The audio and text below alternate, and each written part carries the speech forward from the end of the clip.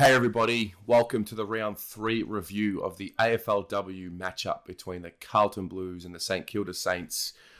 On a day that was, tough for Victorians again, Melburnians, and Victorians as a whole. Obviously, being told that we are back into a snap lockdown. How long it's going to go for, look, who really knows? I'm not really here to talk about that. I'm here to talk about the footy and the game.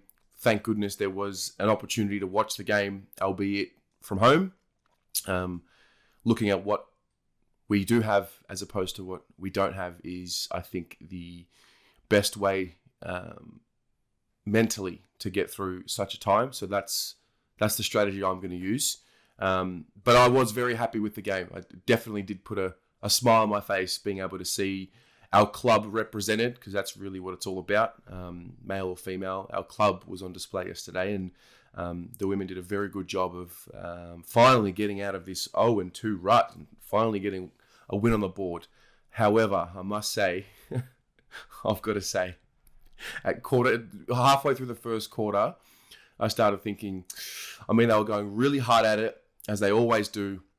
Their contest work is really good, but just couldn't get a score on the board. And when we were scoreless at quarter time, oh gosh, you start questioning, what am I doing watching this? They don't care. They don't really play with any desire or spirit, which is not true. They do. The girls do play with a desire and a spirit and an intensity that, as a supporter, you're very proud of. Especially for me, obviously following the club and supporting the club in such an endeavour. But they really did turn it around.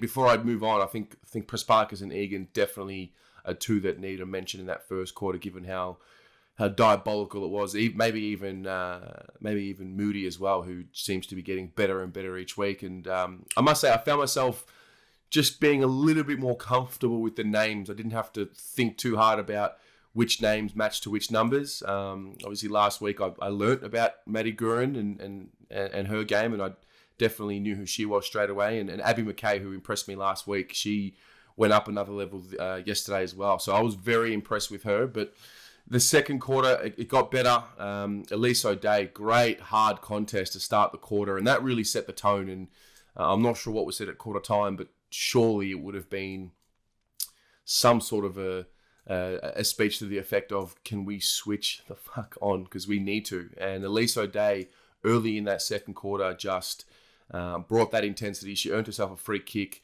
kicked the goal, perfect start. We were up and running by that point, and I really do like her as well. I think, obviously, every time I watch her play, I think, okay, well, there's the former Melbourne leader, captain, and it's good that she's brought that here. I think she's getting a lot more comfortable as the quarters go on, really. But she's someone that stood out from round one with her intensity. So I really enjoyed her. I really enjoyed the third quarter. I did. I thought the Vesio tackle that set up the Downey mark and goal was really the moment where I started thinking, all right, we're running away with this now if we can just put the foot down. I noticed Charlotte Wilson, who was one of my favourite players from last year. She reminded me of Jacob Wiedering with her composure and just the way that she went about it. I noticed, I think she's not quite, she's nowhere near in the same form as what she was last year. And I noticed it in the third quarter. Just there were a few contests where she just didn't do what I had become accustomed to seeing her do last year. So whether it's confidence, form, she just didn't look as assured. And it's something that if we can just get her back to her best form, I think we're going to be, perfectly set up in defence for the rest of the season. So I did notice her. Nick Stevens, classy finish to put us up. 3 minutes 25 to go in the third, and that was really the moment where I thought, yeah, we're gonna win this game from here. And lo and behold, we did. We ran away with it, and it was a good win. It was a very good win, a much needed win. I was very confident going into the game. I think just as I am as a Carlton supporter. But for me, I look at the team, I look at the talent, I look at who came in, and it just didn't make sense that this team was going to be 0-3. Like, we had to win the game. I get it. Maybe we've come out a little bit too overconfident, believing our own hype to start the season. We lose round one, we lose round two, and then I think it's the reality check that we needed. I hope it's the reality check that this team needed. That just because we have amazing talent, which we do, doesn't mean it's going to get the job done, because some of these teams that are playing, I was impressed with the Saints, but the Doggies last week, very impressive. And you know that North's there, you know that Melbourne had a pretty good win yesterday as well. We can't just expect to go into such games and back our talent. I noticed that the handball game in stoppage is impressive. We're very good at it, but ultimately at the moment it really just looks like handball, overlap run, which is good, but the kicking game, where is it? It showed itself in patches yesterday, but I think we need a bit more structure in the way we move the ball. I think we just bomb it long, bomb it forward. It's very similar to the men. Just bomb it to the top of the square and hope that Taylor Harris can take a contested mark or bring it to ground and back our forwards, which I guess is the simple way to play footy. It's the most efficient way to play footy.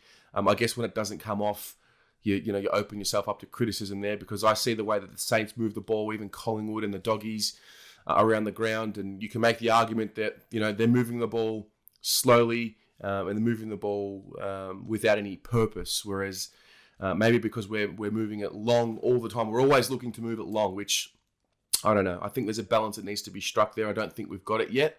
But I'm just happy with the win. Honestly, I'm just happy with the win.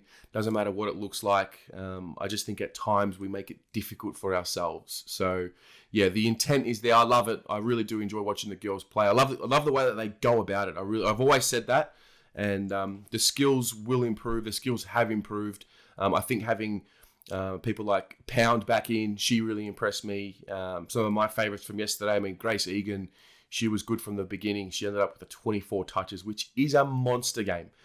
Press Parkes, as per usual, she had the 24, kicked a goal.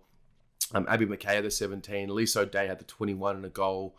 Moody, as I mentioned before, in the ruck, she's really solid. I enjoy her. Jess Hosking. There's some really, really good up and coming talent. They're very young as well, which is something I've noticed. So yeah, that was my experience yesterday.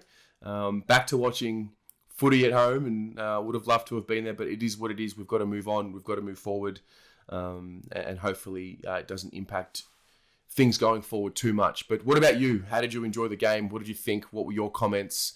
Who were your best players? Let me know in the comments below, and let's unpack this game. Have a good one.